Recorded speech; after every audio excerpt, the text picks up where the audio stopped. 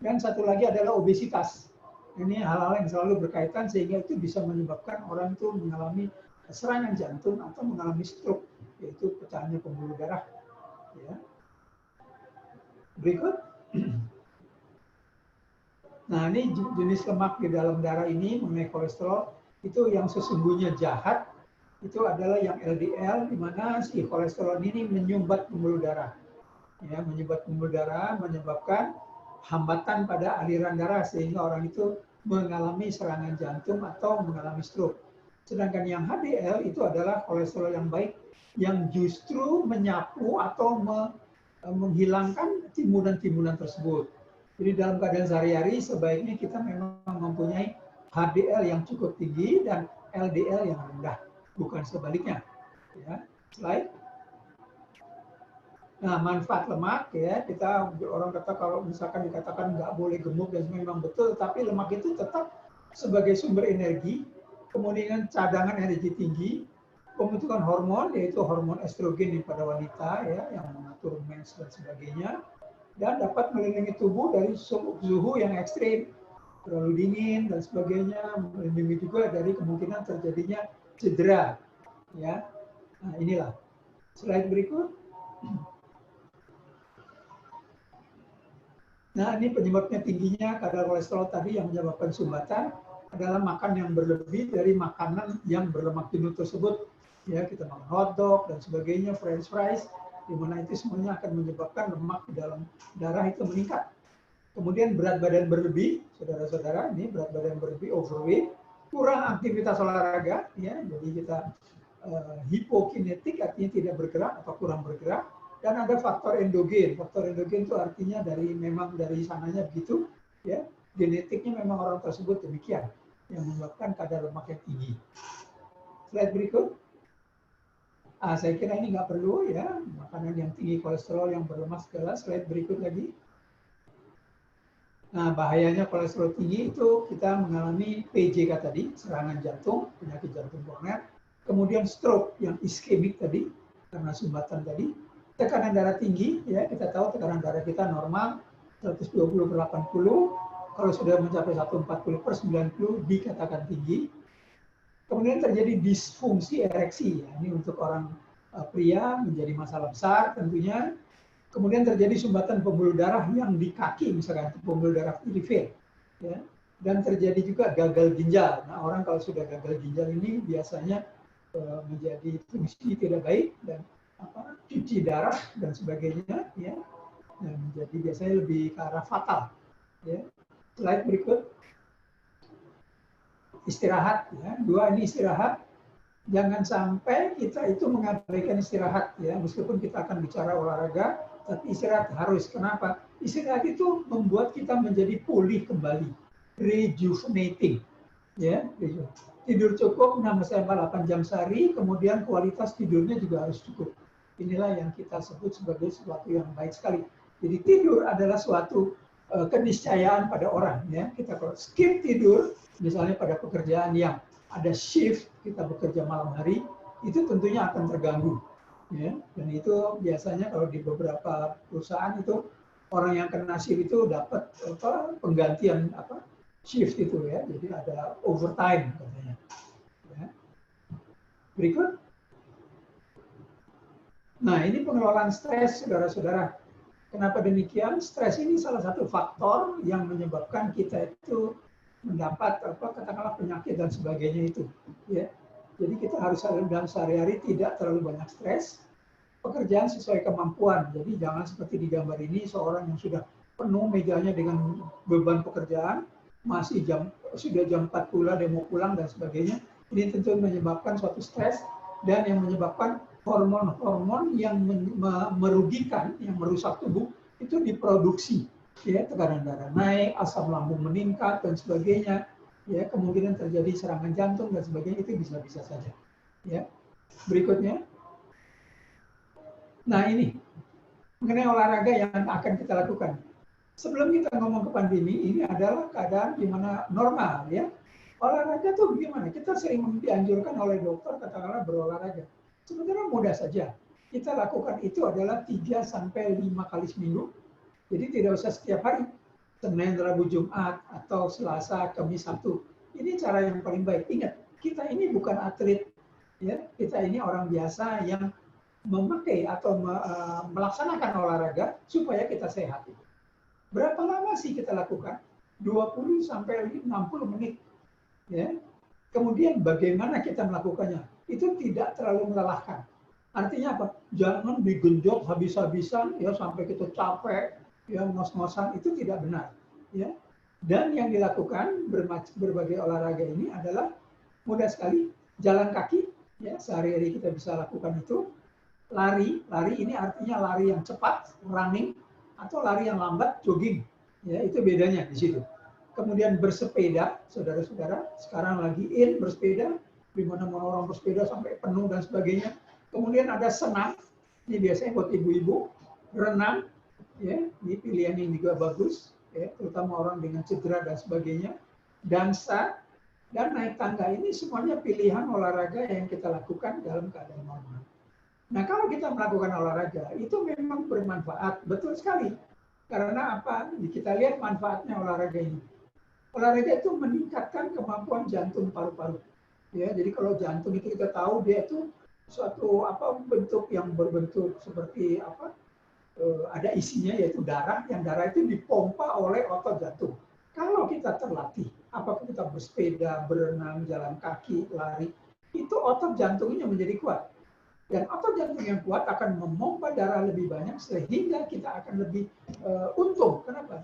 Darah yang mengalir ke jaringan-jaringan kita, ya, ke paru-paru, kemudian ke liver dan sebagainya, itu akan menjadi banyak. Ya. Kemudian kedua, latihan olahraga ini meningkatkan kekuatan otot. Otot yang di badan kita yang kita kenal sehari-hari sebagai daging itu gunanya untuk menggerakkan kita. Kalau kita berlatih, apakah berlatih beban, ya, biasanya weight training itu di gym dan sebagainya, ototnya akan kuat. Kuat artinya mampu mengangkat atau mengerjakan pekerjaan yang lebih berat. Otot yang kuat berarti sendinya menjadi kuat. Sendi kuat berarti kita tidak akan mudah cedera. Jadi bagus sekali ini tentunya akan meningkatkan fitness kita. Nah, ketiga ini untuk umumnya ini biasanya diperhatikan buat ibu-ibu, menurunkan lemak. Yang namanya lemak di badan itu adalah lemak di bawah kulit, lemak subkutan. Dan kita berolahraga memakai tenaganya itu dari lemak tersebut. Ya, selain daripada gula yang kita makan, ya, nasi, itu lemak itu dibakar menjadi tenaga. Sehingga kalau kita rajin berolahraga, lemak di bawah kulit itu akan terkikis karena dipakai untuk tenaga, sehingga akhirnya menjadi yang berikutnya, menurunkan berat badan.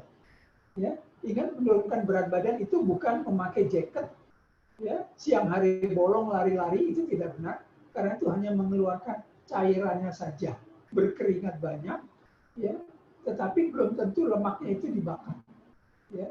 Kita menurunkan berat badan adalah dengan membakar lemak, dan penurunan berat badan ini dalam 1 minggu itu kira-kira kalau bisa 1 kilogram saja, tidak boleh lebih cepat.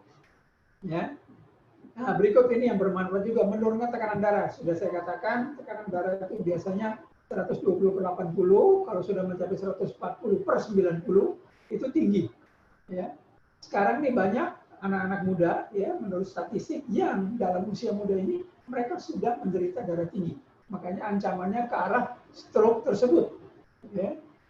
Nah, latihan olahraga itu dapat menurunkan secara signifikan tekanan darah yang tinggi ini. Jadi baik sekali tentunya, ya. Kemudian berikutnya menurunkan gula darah. Nah, ini seperti itu disebutkan tadi, orang yang diabetes itu kadar gulanya tinggi karena kerja dari hormon yang mengatur gula darah, yang menurunkan gula darah itu tidak benar, tidak baik. Sehingga gula darah yang tidak benar dikontrol oleh insulin akan naik terus. Nah, latihan olahraga itu akan meningkatkan kinerja daripada hormon insulin sehingga gulanya menjadi lebih turun. Makanya saudara-saudara lihat di beberapa rumah sakit ada klub diabetes, ya. Di kita ini Rumah Sakit Bintaro ada klub diabetes Rumah Sakit Bintaro, ada klub diabetes di RSCM atau rumah sakit lain. Itu bisa-bisa saja. Tapi orang yang diabetes itu diajak, disuruh berolahraga sehingga kadar gulanya turun, ya. Tidak perlu memakai obat. Berikutnya ini meningkatkan diameter pembuluh darah. Kita tahu pembuluh darah kita itu seperti suatu selang gitu. Nah, kalau kita berolahraga, itu pembuluh darah itu diameternya atau kelilingnya itu membesar. Sehingga aliran darah akan menjadi lebih bagus. Kemana bagus? Ke seluruh organ. Ke otak, ke otot, ke ginjal, ya, ke liver, dan sebagainya itu akan menjadi lebih besar. Ya, sehingga ini akan menurunkan risiko terjadinya PJK, ini penyakit jantung koroner. Itulah maka saudara-saudara pernah dengar ada yang namanya klub jantung sehat. Klub jantung sehat ini orang yang sehat disuruh berlatih, diajak berlatih sehingga keadaan kondisi pembuluhnya lebih bagus, lebih melebar sehingga mengurangi risiko terjadinya. Ya. Dan yang terakhir ini saya tuliskan menurunkan risiko osteoporosis. Itu keropos tulang. Wanita kalau berusia 40 sampai 50 tahun itu mengalami penurunan hormon estrogen ya yang biasa mengatur mens. Nah, penurunan hormon estrogen ini akan menyebabkan terjadinya mensnya itu tidak ada atau namanya menopause. Dan salah satu efek menopause ini adalah tulang yang biasanya ada pembentukan ya dan ada penghancuran, itu proses penghancurannya menjadi lebih banyak. Zat kapur atau kalsium lebih banyak keluar tubuh dibandingkan dengan bentuk tulang. Sehingga terjadilah keropos tulang ini. Nah, latihan olahraga yang bersifat berat, ya, ngangkat beban, ngangkat berat, kita pergi ke gym dan sebagainya, dan berjalan kaki atau berlari, itu akan meningkatkan kepadatan tulang. Ya, jadi kita lihat jelas sekali. Saya lupa mungkin taruh di sini adalah latihan olahraga dapat meningkatkan imunitas dalam hal ini. Ya, dalam keadaan pandemi ini memang bermanfaat sekali. Makanya orang kita lihat banyak berbondong-bondong mereka melakukan latihan olahraga. Nah, slide berikut. Latihan olahraga ini sifatnya aerobik, artinya apa? Berlangsung lama, tadi 20-60 menit. Oksigen dihirup, dia akan membakar lemak dan kemungkinan meningkatkan metabolisme kita. Jantung kita menjadi lebih kuat ya karena pompanya meningkat, dan pompa meningkat berarti aliran darah dan oksigen juga meningkat. Otak kita mendapatkan oksigen cukup, kita akan dapat berpikir lebih jernih. Nah, itu manfaat yang kita dapat daripada kita berolahraga ini. Ya, dan denyut nadi menurun ini kalau kita berolahraga dengan teratur, ya cukup terlatih, denyut nadi istirahat kita menurun. Ya, ini jangan disalahartikan secara awam yang katanya kok denyut nadinya rendah, orang ini lemah jantung. Tidak demikian. Justru malah itu orang kuat. Atlet itu denyut nadinya istirahatnya memang rendah-rendah karena mereka sangat terlatih jantungnya. Ya. Slide berikut. Nah, kalau berlebih gimana? Tidak dianjurkan olahraga berlebih karena kalau enggak badan terlalu lemah. Artinya overtrain. Kemampuan kita malah menurun, bukan malah meningkat. Susah tidur, ya. Kemudian mudah sakit, ya. Kenapa? Sakit flu dan sebagainya. Kenapa? Terlalu berat. Orang diharuskan cuma latihan minimal 1 jam saja, mereka latihan 3 jam. Tidak ada gunanya sampai sebegitu berat. Kemudian gangguan jantung ini terutama terjadi pada orang yang sudah berumur, ya. Kelainan daripada denyut ini bisa terjadi pada orang yang melakukan olahraga yang berlebihan. Ya. Slide berikut. Nah, apa yang kita lakukan ini sedikit apakah more physical movement, more activity, more exercise, ya. Itu physical fitness adalah keadaan ya. Jadi kebugaran adalah keadaan di mana kita dapat melakukan pekerjaan sehari-hari tanpa kelelahan yang berarti. Ya, jadi pulang kantor jam 4, jam 5 kita masih punya waktu untuk masih kuat untuk pergi misalkan main tenis, berenang dan sebagainya. Nah, itulah. Bukan pulang ke rumah langsung tertidur, nggak kuat sampai terbangun keesokan paginya. Itu artinya orang yang tidak bagus physical fitness-nya atau kebugaran. Slide berikut. Nah, sekarang kita lihat ini mengenai dalam masa pandemi ya, virus COVID-19. Apa sebetulnya ini secara umum saja saya sebutkan ya. Virusnya masih tergolong virus terdahulu. Jadi kalau kita kenal ada MERS, kemudian SARS, itu masih tergolong demikian. Hanya saja virus ini memang keluarganya sama. Ya. Bedanya pada strukturnya dalam, nggak persis betul begitu. Nah, apa sih kehebatannya atau yang kita takutkan? Dia cepat menyebar. menempel pada benda. Bahkan penelitian terbaru kalau saudara-saudara baca itu di berita bahwa ini semua bisa dari udara, jadi aero ini karena pergantian udara dan sebagainya, ya, dari droplet, ya, dari ludah yang terpancar pada waktu kita berbicara. Dia tidak terlalu ganas, ya, kecuali kalau pasien itu atau orang tersebut mempunyai komorbid. Komorbid artinya punya penyakit. Orang sudah punya penyakit diabetes, mudah terkena demikian. Orang sudah terkena asma, mudah terkena ganasnya virus ini. Orang sudah terkena sakit ginjal bisa menjadi fatal. Nah, inilah yang ditakutkan. Jadi kita kalau lihat memang mereka-mereka yang menemui kematian itu memang ada penyakit ikutannya atau komorbid ini. Ya. Slide berikut. Nah, protokol kesehatan ini diterima di seluruh dunia, ya, karena sudah melihat bagaimana caranya mengatasi. Itu cuci tangan. Ya. Kenapa? Karena tangan kita ini kemana-mana, memegang handphone, memegang setir, memegang sepatu dan sebagainya, dan itu tentunya banyak kotoran yang menempel di benda-benda tersebut itu terbawa oleh tangan kita. Makanya apalagi misalkan kita ingin makan, itu harus kita mencuci tangan dengan bersih supaya virus atau kuman itu tidak ada pada tangan kita. Kedua, gunakan masker. Kenapa demikian? Karena virus ini karena airborne tadi, ya, ditularkan lewat udara, menempel pada beberapa benda, ditularkan kepada orang lain juga.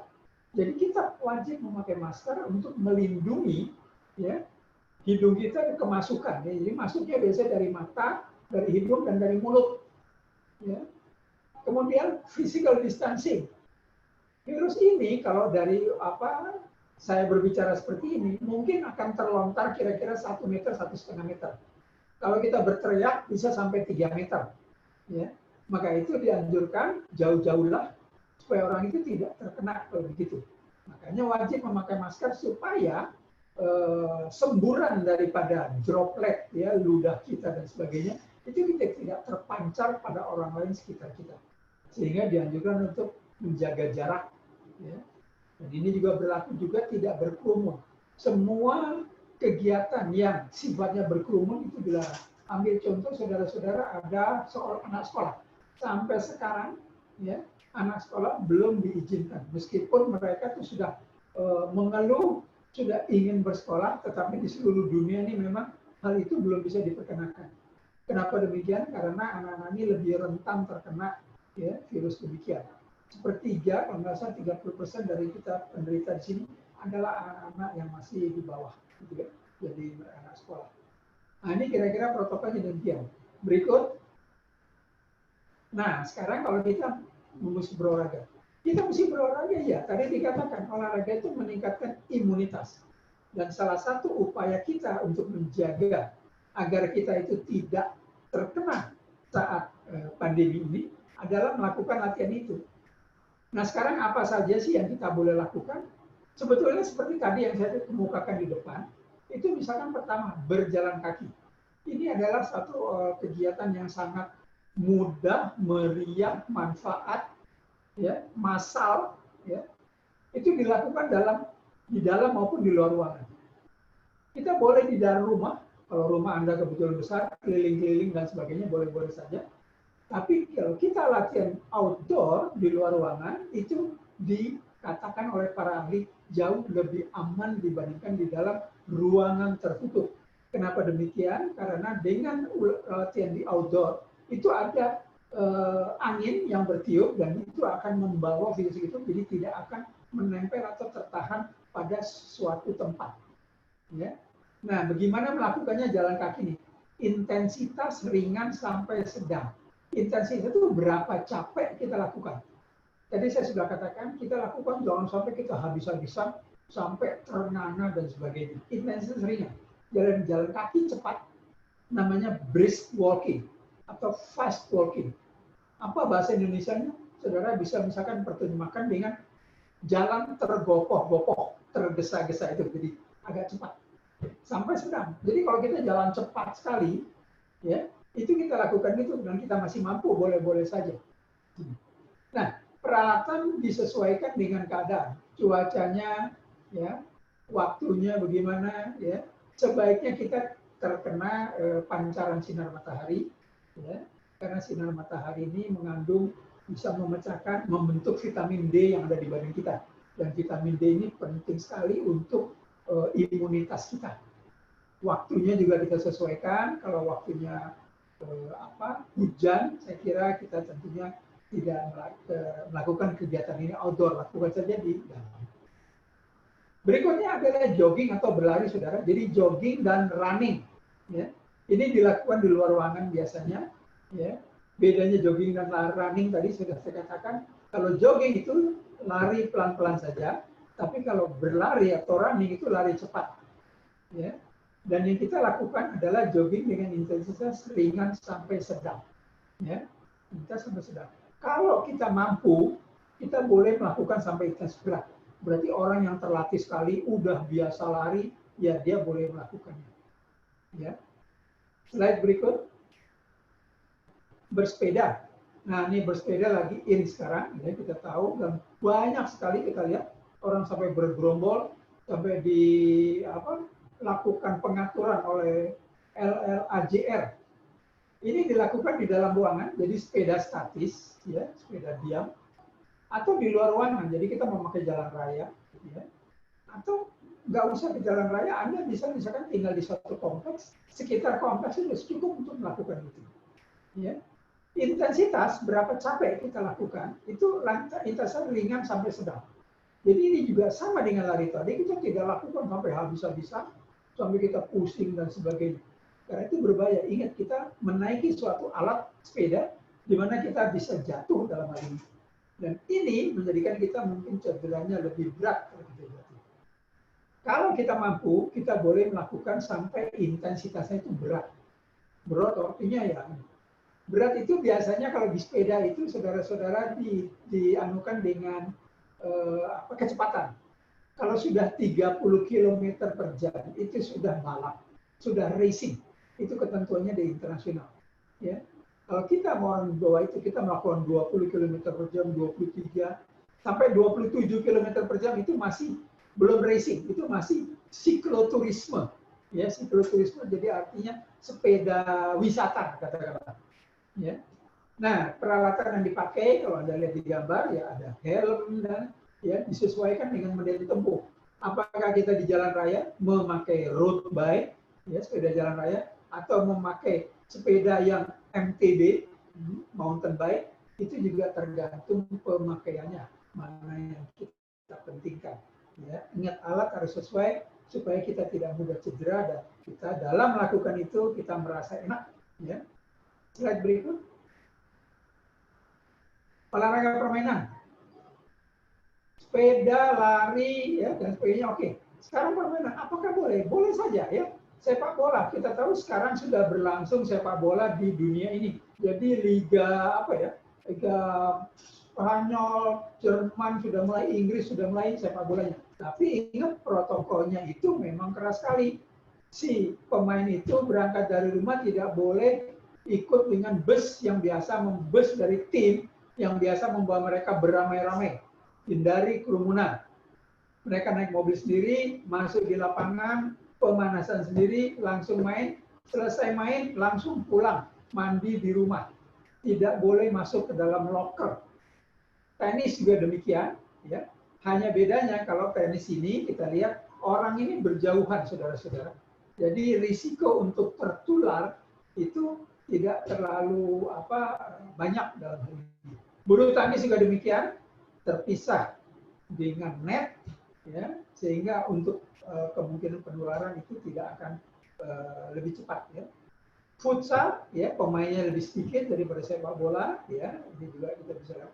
Bola basket, nah ini bola basket yang memohon perhatian meskipun orangnya sedikit, tetapi orang ini sering bersinggungan, jadi ada kontak sport. Dan ini tentunya juga bisa memicu suatu katakanlah risiko, ya.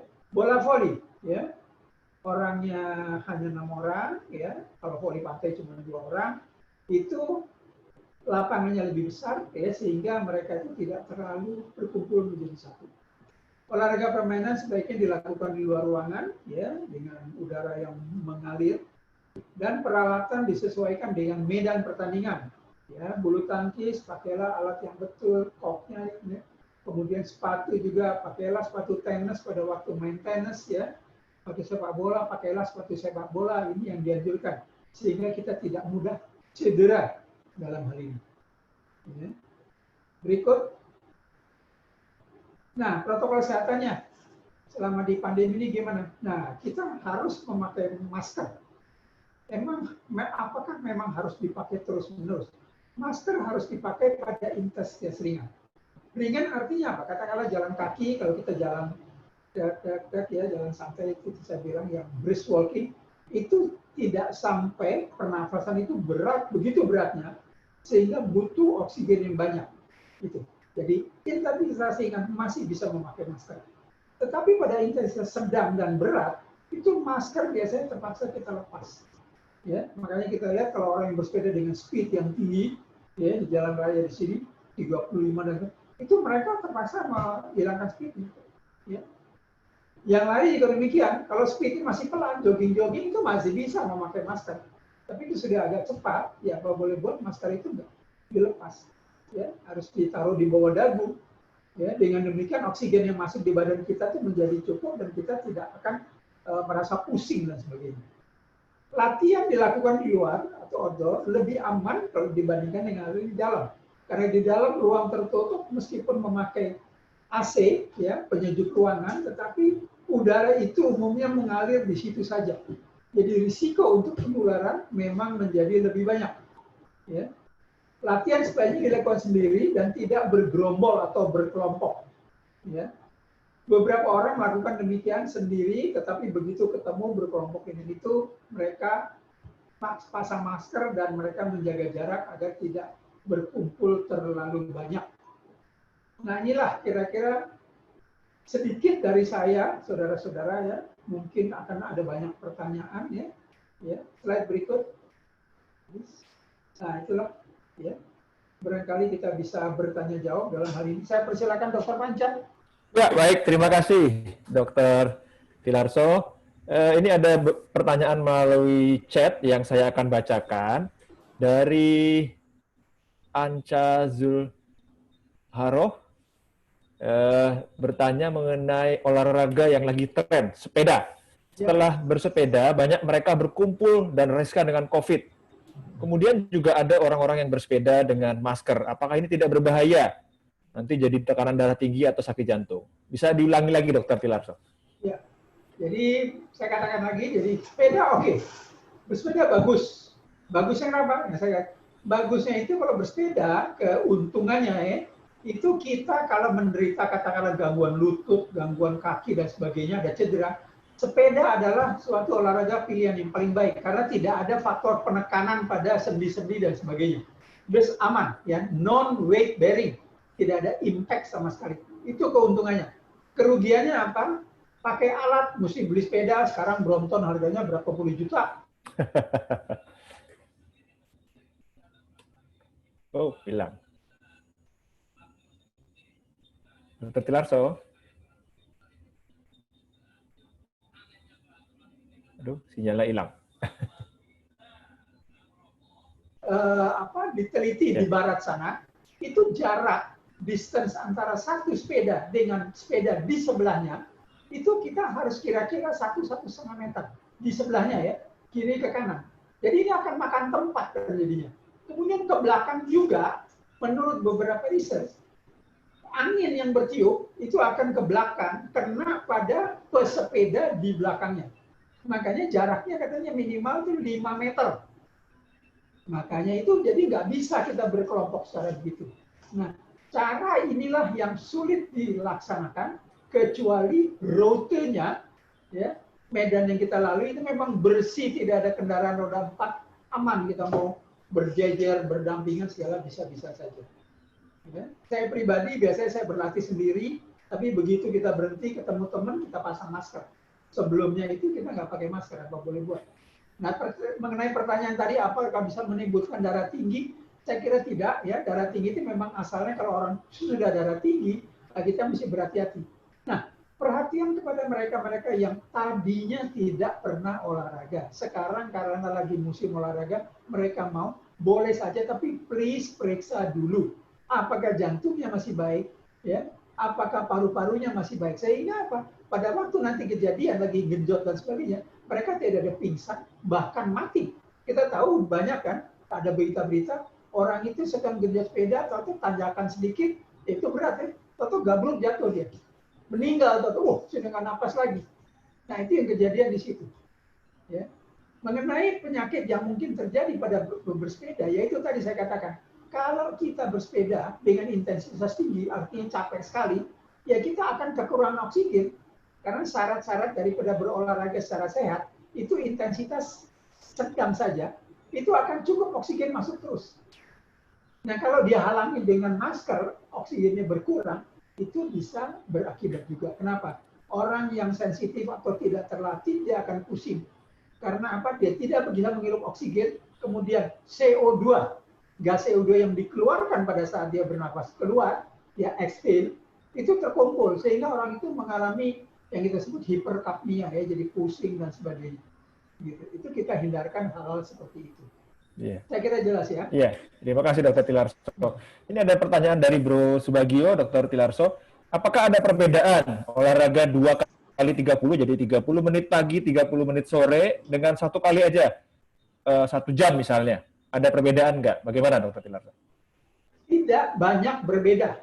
Betul sekali. Jadi umumnya kalau saya katakan tadi di saya pembicara, kita berlatih kalau bisa antara 20 sampai 60 menit. Jadi cukup 1 jam. Mau bersepeda, berenang, berlari, jogging, apalagi senam, itu cukup antara itu. Kalau kita punya waktu, kita boleh 1 jam. Tapi kalau kita tidak punya waktu, kita boleh misalkan setengah jam atau 20 menit. Makanya minimal 20 menit. Nah, sekarang 20 menit nih, apa tidak bisa dipecah? Katakanlah seseorang yang misalkan kerjanya, wah sibuk sekali, saya nggak bisa. Gimana kalau 10 menit saya pagi, Dok? Sorenya 10 menit, boleh. Tetapi intensitas pada waktu 10 menit itu harus sedang agak tinggi sedikit. Ini dianjurkan. Sehingga betul-betul yang namanya jantung itu mengalami stimulans rangsangan cukup. Itu begitu. Ya, 10 menit pagi, 10 menit sore. Hasilnya berapa? Ternyata menurut beberapa penelitian di Eropa Barat dan Eropa Timur itu hampir tidak berbeda. Jadi boleh-boleh saja. Silakan. Ya. Oke, baik. Berikutnya ada lagi pertanyaan dari Bu Edwin. Ini mengenai berenang, Dr. Tilarso. Ya. Saat ini kalau berenang di kolam umum yang terbuka, apakah cukup aman? Bagaimana? Ya, sampai sekarang ini yang namanya berenang ini belum ada penelitian apakah si COVID itu nongkrong di situ apa tidak. Saya juga bingung kenapa begitu. Jadi yang kebanyakan di darat saja nih, lari, sepeda dan sebagainya, ya senam dan sebagainya. Tapi bagaimana renang? Tapi ternyata ya apa yang itu ada beberapa tempat yang saya tahu fitness center yang masih membuka kolam renang tersebut dan itu tidak apa-apa. Tapi mereka betul-betul menjalankan protokol kesehatan tersebut. Jadi berenang sendiri, sekali lagi sendiri, seperti lari juga, sendiri sampai ujung, sendiri sampai ujung. Kemudian pada waktu berhenti enggak kumpul. Nah ini yang biasanya jadi masalah, kumpulnya itu. Kumpul makan nasi goreng bareng-bareng ya? Iya betul, dia makan apa singkong kayak dan itu yang susahnya. Ya, yeah. jadi yeah. Jadi masih bisa ya kalau memang protokol kesehatan di itu. Baik, ada lagi pertanyaan dari Bro Subagio lagi. Kalau orang flu awal masih bersin-bersin, apakah perlu atau bagus nggak olahraga supaya semakin kuat? Gitu. Ya, baik sekali pertanyaannya Pak Bagio. Ini begini, yang namanya olahraga itu tentunya ada kontraindikasi. Artinya tidak boleh kalau, nah keadaannya apa? Kalau mencret, diare jelas nggak bisa. Demam jelas tidak boleh. Orang yang demam apapun juga tidak boleh. Ngaso diam, makan obat, periksa ke dokter dan sebagainya. Lalu bagaimana kalau flu saja sedikit? Nah, di dalam flu ini memang ada sedikit aturan yang namanya rule of the neck. Aturan sebatas leher. Apa itu? Kalau kita masih bangkis-bangkis, ya, kemudian batuk-batuk sedikit, tidak ada demam, boleh kita berolahraga, tetapi intensitasnya diturunkan. Jadi kalau biasanya cepat, turunkan, sehingga tidak terlalu capek. Tapi kalau sudah kita merasa sesak nafas, banyak reak, dan demam, tutup sama sekali tidak boleh. tinggal di rumah, periksa ke dokter untuk mengobati hal tersebut. Rule of the neck, jangan lupa. Rule of the neck, ya. Ya. Oke, terima kasih. Ini ada pertanyaan, nah ini sedikit berbeda nih pertanyaan dari Kak Hana Ogi. Ini mengenai berjemur, Dokter Tilarso. Berjemur. Berjemur yang sehat itu jam berapa paling bagus? Ada yang bilang jam 10, ada yang bilang jam 8. Gimana, Dokter Tilarso? Ya, ini memang ada berbeda. Dulu ya, kalau kita lihat kita berjemur katanya jam berapa saja boleh. Artinya pagi keluar ada sinar matahari silakan. Jadi kita olahraga pagi-pagi bagus ya, sebelum kantor kita udah kena panas pula berarti bermanfaat. Tapi ternyata yang menyebabkan kita menjadi baik kalau pada waktu terpapar sinar matahari, terekspos itu adalah karena ada sinar ultraviolet yang lain. Ada yang UV, ultraviolet yang A, sama yang B. Yang UV yang A itu yang pagi hari sampai kira-kira jam 9 atau setengah 10. Itu kurang bermanfaat. Yang bagus dikatakan para dokter-dokter kulit itu kalau yang jam 10 ke atas sampai kira-kira jam 12. Karena itu sinar UV, ultraviolet yang B. Dan B itu yang menyebabkan lebih maksimal ya ke badan efeknya untuk membentuk imunitas. Ya, jadi ada vitamin D yang terbentuk banyak. Nah, itulah waktu yang itu. Hanya sayangnya kalau jam sekian itu panas kan. Jadi kalau ibu-ibu tuh kita suruh latihan, latihan gitu. Nggak mau, mereka mesti ngumpet, niup berlindung. Pakai payung, nggak pakai payung ya nggak ada gunanya, nggak terpapar sinar matahari dalam hal ini. Ya itu. Oke, baik. Kemudian ada pertanyaan dari Melani ini. Dok, olahraga jogging atau jalan kaki lebih bagus itu pagi, sore, atau malam? Nah, ini nanti berhubungan juga dengan pertanyaan dari Aldila Julia. Olahraga sarapan dulu apa enggak gitu? Kalian, Dok. Jadi time to do exercise ya. Jadi apakah pagi, siang, apa malam atau sore? Semuanya bisa. Semuanya bisa tergantung daripada kesibukan kita dan sebagainya.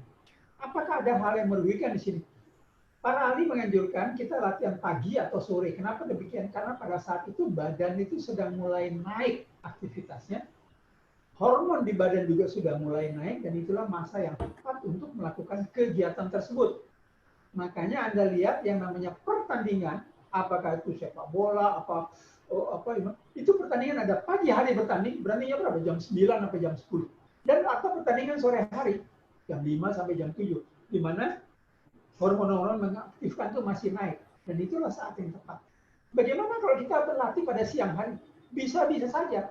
Tetapi umumnya siang hari itu karena dikaitkan dengan makan siang, jarang orang yang mau berlatih dengan demikian. Ya, itu. Oke. Itu.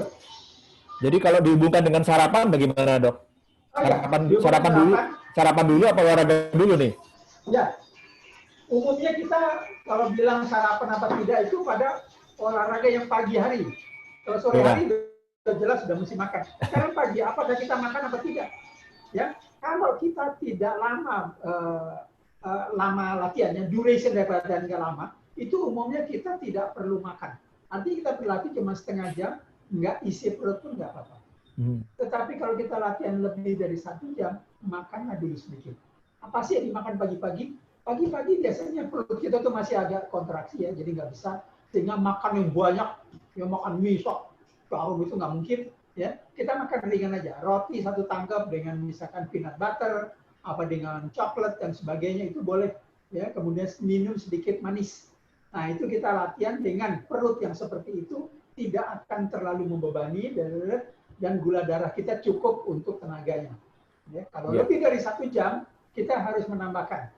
Ya, artinya di waktu berlatih itu membawa apakah coklat, apakah gel dan sebagainya untuk kita makan. Oke, ada pertanyaan dari Bu Etun masih berhubungan dengan olahraga pagi hari ini tadi. Kalau pagi hari olahraga, lalu kan nggak kena matahari nih, apakah tetap dapat meningkatkan imunitas tubuh, tapi kan nggak dapat sinar matahari gitu? Bagaimana, Dr. Tilarso? Ya, jadi pagi hari seperti saya katakan tadi itu UV yang A ya, kurang bermanfaat menurut para ahli, dokter kulit dan sebagainya. Tetapi kalau ini untuk meningkatkan imunitas, tetap meningkatkan. Ya, karena exercise yang kita lakukan itu menyebabkan darah mengalir sehingga fungsi-fungsi tubuh semuanya akan meningkat, imunitas juga meningkat. Jadi oke-oke saja kalau kita lakukan. Banyak orang-orang yang berlatih pagi-pagi itu juga imunitas ternyata cukup baik. Ya, gitu. Jadi lanjutkan ya Bu Edwin olahraganya. Lalu pertanyaan dari Suster Yanti. Dia bertanya mengenai orang asma, olahraganya lebih baik di dalam ruangan atau di luar ruangan, dan berapa lama waktunya untuk berolahraga? Ini buat orang yang asma. Baik. Oke, Suster, ini memang ya yang namanya olahraga sudah saya katakan manfaatnya. Apa? Tadi bisa menurunkan tekanan darah, bisa mengurangi kemungkinan sakit jantung, bisa untuk orang yang sakit gula dan sebagainya. Dan ini juga untuk orang yang sakit asma bisa. Makanya ada latihan senam asma. Dan itu pusatnya adalah di Rumah Sakit Persahabatan yang sekarang jadi pusatnya COVID ini. Begitu. Ya, dan dulu itu pada waktu dibuat senam asma, kebetulan saya juga ikut kontribusi untuk gerakan-gerakannya. Apa yang dilakukan gitu kalau kita latihan olahraga? Semua latihan olahraga seperti yang orang biasa ini adalah cukup. Jadi jalan kaki, renang, sepeda itu bagus, nggak masalah. Hanya intensitasnya itu nggak boleh terlalu tinggi sekali, sedang-sedang saja. Kalau tinggi sekali pada beberapa orang memicu terjadinya serangan asma. Mungkin kita pernah dengar yang namanya EIA, Exercise Induced Asthma. Jadi justru terjadi serangan karena diinduce oleh latihan tersebut. Lalu latihan apa yang paling baik? Apakah jalan kaki kayak apa-apa? Ternyata latihan yang paling baik itu untuk orang asma adalah berenang. Kenapa demikian? Kita berenang, coba kita lihat di air kita kan agak tiduran.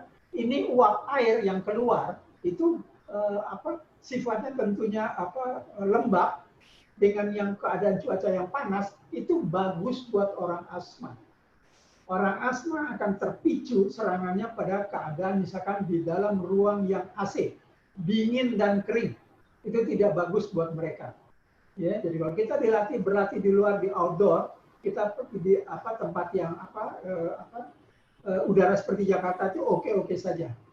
Gimana? Apakah bagus kita latihan misalkan di puncak? Puncak ini karena udaranya tipis itu bisa memicu serangan asma. Jadi kita mesti berhati-hati di situ. Ya. Jadi Suster Yanti harus belajar berenang ini berarti? Ya, saya kira gitu. Dia udah pernah belajar berenang kok.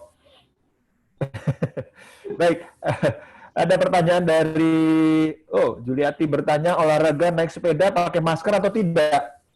Nah, tadi udah dijelasin, tapi mungkin bisa ditegaskan lagi Dokter Pilar. Ya, baik, saya ulang lagi. Jadi saya katakan nih, kalau intensitasnya ringan, kita bersepedanya pelan, kecepatan mungkin 20 pelan, ya masih bisa ketawa-ketawa, kadang-kadang ngomong sama teman, itu boleh kita pakai masker. Tapi kalau sudah agak cepat, kita sudah mulai terengah-engah, terpaksa masker kita copot. Cuman berhati-hati sekarang, kalau kita lihat sekarang dengan PSBB yang baru, itu strict sekali. Ya. Saya lihat kemarin ada seorang pesepeda, ditangkap, suruh berhenti. Dia nggak pakai masker sama sekali, tidak tergantung lagi. Tangkap betul-betul, diproses. Nah itu juga saya ingatkan. Makanya saya katakan, latihan sendiri, pilihlah medan yang sepi. Ya, jangan bergerombol, ya. Jenderal Sudirman udah terang nggak bisa segala macam, cari yang sepi. Nah itu yang bagus buat kita bersepeda. Lari juga demikian. Ya. Oke, ini ada pertanyaan dari Bu Ana ini. Pertanyaannya adalah dia biasa berolahraga 3 kali seminggu 30 menit. Kalau dirubah menjadi seminggu sekali tapi 90 menit aman dan baik atau tidak? Ya. Oke. Jadi Bu Ana ini kurang baik. Kenapa demikian? Ya.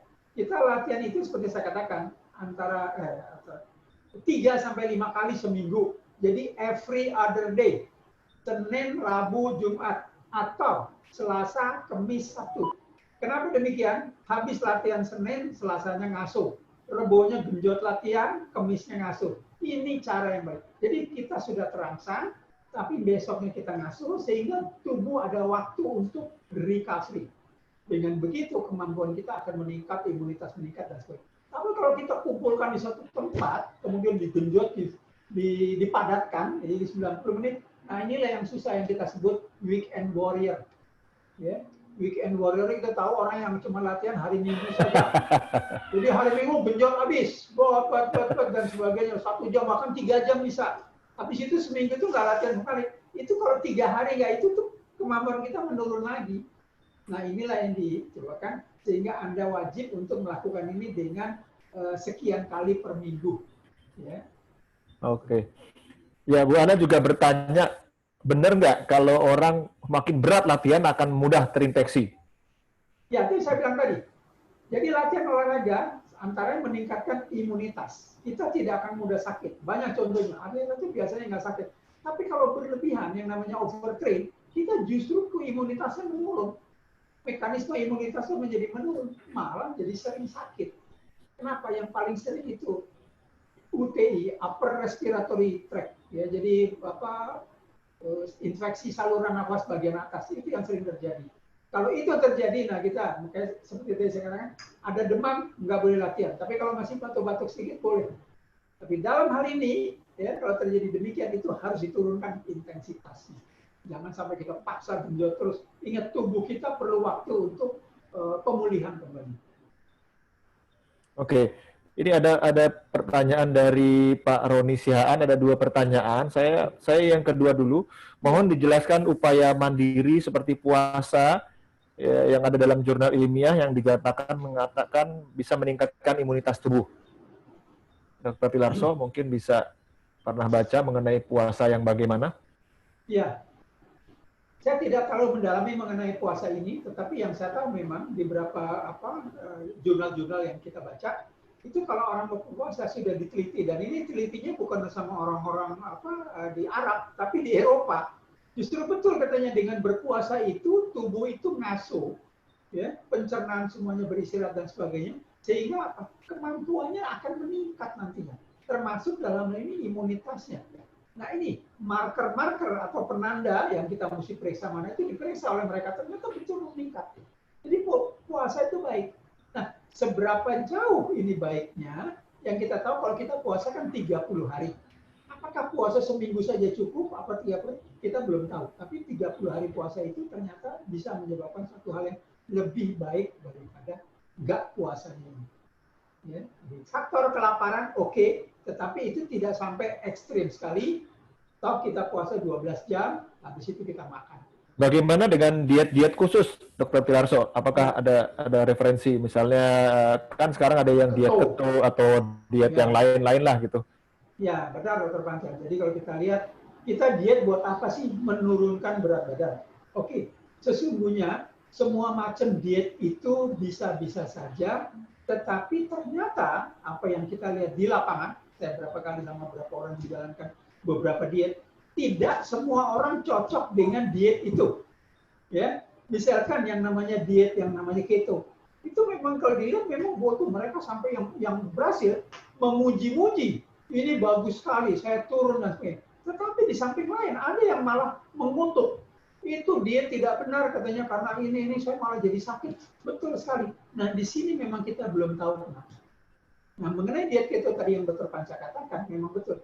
Orang kawan-kawan dari bagian gizi itu menyatakan diet keto itu kalau untuk jangka waktu pendek is okay. 2 bulan, 3 bulan oke. Tetapi kalau dalam jangka waktu lama itu mereka nggak anjurkan. Karena keadaan ketosis itu, yang itu mirip dengan orang sakit diabetes yang mengalami ketosis dalam hidup. Sesungguhnya yang namanya diet yang paling aman itu adalah diet menurunkan berat badan dengan diet dan mengurangi makan, artinya diet dan berolahraga. Jadi kita kurangi intake makanan, artinya apa? Lemak yang nimbun di bawah kulit kita tidak terlalu banyak. Kemudian lemak yang sudah banyak ini kita kikis lagi dengan berolahraga. 2 itu yang paling aman. Dan ini sudah saya praktikkan berapa kali, orang bahkan yang obes, beratnya 120 itu berhasil. Turun memang betul, tapi butuh tekad yang luar biasa dalam hal ini. Ya. Oke. Ya, ada pertanyaan dari Pak Roni juga mengenai upaya-upaya yang sekarang kita banyak lakukan itu biasanya mengenai pencegahan dengan 3M gitu ya. Tapi belum ada panduan mengenai kalau sudah kena infeksi itu kayak apa gitu ya. Mungkin konteksnya agak berbeda, tetapi sepanjang yang Dr. Tilarso tahu bagaimana, Dok? Ya, kena COVID ya maksudnya. Iya. Ya, saya kira memang disebutkan. Jadi kalau kita terinfeksi COVID, umumnya kita itu punya ikutan tadi. Jadi sakit diabetes, kemudian sakit ginjal, sakit jantung dan sebagainya. Kenapa? Dalam keadaan kita punya penyakit tersebut, kemampuan tubuh kita menurun. Apalagi misalkan kita mempunyai sakit asma, ya, karena apa? Si COVID ini banyak menyerang paru-paru. Apa yang terjadi di paru-paru itu menurut para ahli, ya, mereka dengan postmortem itu dengan bedah mayat melihat bahwa memang terkumpul cairan yang cukup banyak di situ. Terjadilah pembekuan darah dan terbentuknya lendir pada daerah tersebut. Makanya diperlukan obat-obatan untuk mengencerkan, diberikan ventilator supaya menekan supaya oksigennya itu bisa masuk lebih. Itu yang caranya begitu. Bahkan ada pula mungkin Anda pernah baca caranya untuk mengurangi lendir di leher itu proning. Jadi artinya kita nungging, ya, nungging kepala lebih rendah dari bagian pantat sehingga apa yang ada di dalam trakea dan bronkus itu lendirnya mengalir keluar. Ada benarnya memang kalau kita membungkukkan ludah lendir itu gampang keluar. Ya, kemudian apa yang terjadi biasanya virus ini masuk di badan itu dalam 1-3 hari biasanya belum terlihat apa-apa. Makanya kalau kita melakukan rapid test itu biasanya masih non reaktif. Tapi kalau sudah hari ke-4 atau ke-7 dan sebagainya sudah mulai ada. Jadi pada saat itu sudah mulai bisa jadi positif. Ya. Isolasi yang dilakukan selama 14 hari itu memang mengambil waktu yang segitu rupa sehingga kalau virus itu tidak berkembang lebih lanjut, orang itu bisa sembuh. Artinya tidak menimbulkan kerusakan lebih lanjut. Apa sih yang diberikan? Kalau kita lihat apa yang diberikan di rumah sakit dimanapun itu mereka memberikan obat-obat antivirus dan sebagainya. Ya, meskipun ada banyak perdebatan yang ini pakai kloroquine, obat malaria, yang sebelah sini negara sini tidak pakai, kita juga masih belum tahu. Tetapi ya Dr. Panca saya kira ya, jadi tapi ada polisi dari kita kan, yang dari Kemkes ya atau ID yang menyatakan standar di Indonesia seperti ini ya. Iya. Oke, Pak Roni mungkin nanti bisa banyak diskusi berikutnya. Ini ada pertanyaan menarik dari Sis Dila ini. Biasanya orang olahraga itu pengen kurus. Nah, beliau ini kelihatannya pengen gemuk. Apa olahraganya kira-kira, Dr. Tilarso? Pertanyaan saya, Dr. Panca, ini mau gemuk atau mau nambah berat badan? Nah, itu dia. Kayaknya mau nambah berat badan deh. Iya, saya kira. Oke. Kenapa demikian? Kita ngomong, jadi orang itu, katakanlah seorang yang langsing atau ideal, itu tebal lemak di bawah kulit ini cukupan aja. Tetapi kalau itu orang makan berlebih, ini tebal lemaknya nambah. Jadi orang itu bertambah berat badannya karena lemak di bawah kulitnya itu makin tebal. Begitu. Nah, sekarang bagaimana orang yang kurus itu menambah? Boleh saja, tetapi jangan penambahan itu kita tambahkan dari lemaknya di bawah kulit. Kalau makan terlalu banyak berlebih, lemaknya yang nambah ya kan nggak sehat. Jadi bagaimana sebaiknya? Sebaiknya, selain boleh nambah lemaknya sedikit, tetapi sebaiknya kita menambah massa otot. Orang yang kurus biasanya massa ototnya kecil. Jadi mereka dianjurkan untuk pergi weight training dan sebagainya, latihan beban, sehingga massa ototnya bertambah. Dan ibu-ibu jangan takut untuk melakukan latihan beban ini karena tidak akan menyebabkan ototnya bercentolan besar, itu nggak ada. Ya, malah massa bagus, kemudian ototnya itu tidak glember, ibu tidak glember itu akan bagus sekali, ya, daripada kelihatan glember. Nah itu yang dilakukan. Ya. Oke, terima kasih Dr. Tilarso. Dari Pak anggota DPRD Tangsel ada pertanyaan atau ada kata-kata apa gitu, Bro Alex?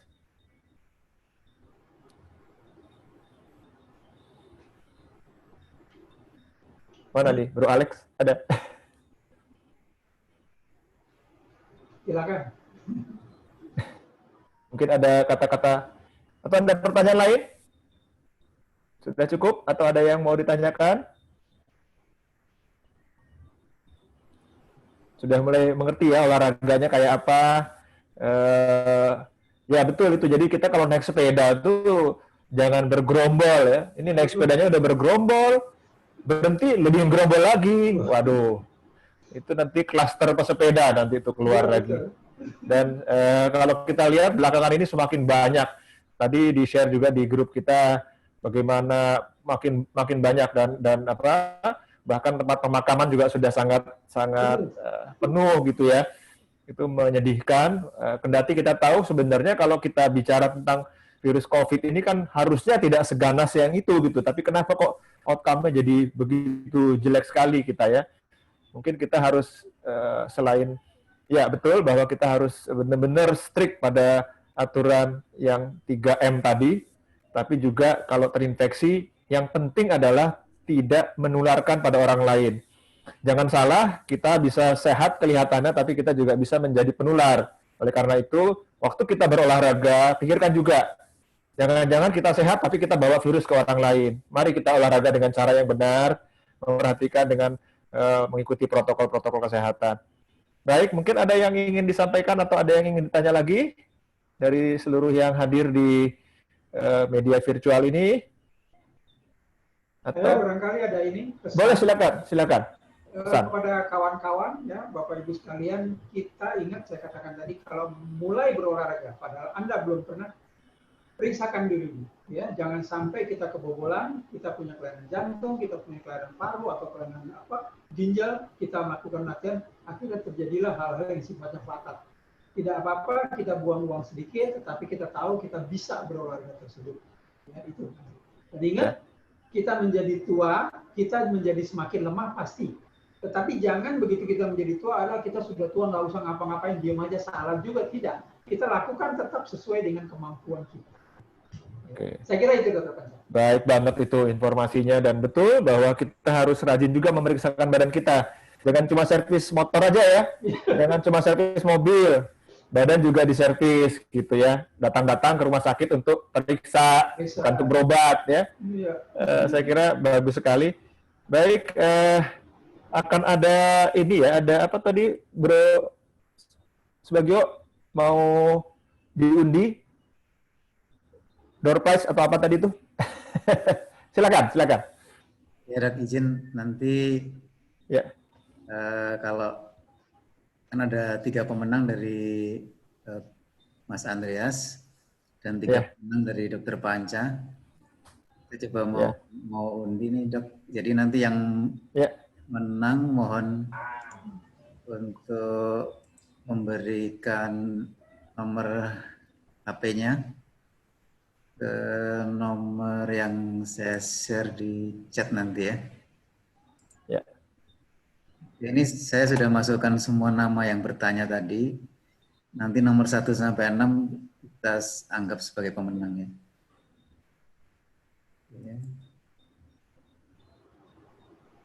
Ya, ini ada Pak Roni, Bu Edwin, Sis Aldila, Bu Hana, Bu Anca, sama Bu Anastasia. Oke, selamat buat mereka akan dapatkan hadiah. Ya, ini kita lakukan sebagai bentuk apresiasi ya, bukan jangan nilainya jumlahnya, tapi apresiasi kita bahwa kita senang ada diskusi bertanya. Ya, kemudian ya itu tadi udah dibagikan di chat ada nomor teleponnya, tolong dihubungi, jangan lupa hubungi karena penting ini. Baik, terima kasih buat semua yang hadir, terima kasih sekali. Sebenarnya acara ini ada rutin hari Kamis, tapi kalau hari ini itu memang spesial karena edisi olahraga dari Dr. Tilarso. Besok kita tetap ada, besok mengenai irama jantung, dan ini juga cukup menarik, cukup penting karena kadang-kadang kita nggak tahu nadi kita, jantung kita berdebar-debar dan sebagainya. Apa yang mesti kita pikirkan? Besok akan ada Dr. Beni. Dr. Beni adalah seorang ahli jantung yang juga menguasai bidang irama khususnya intervensi.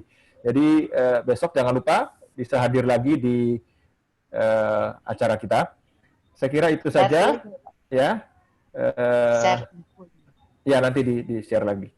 Baik, terima kasih buat semuanya dan sampai jumpa besok. Selamat malam. Selamat malam, terima kasih. Terima kasih dokter. Terima kasih. Halo Mbak Edwin. Semoga bermanfaat. Ya, terima kasih Dr. Tilarso.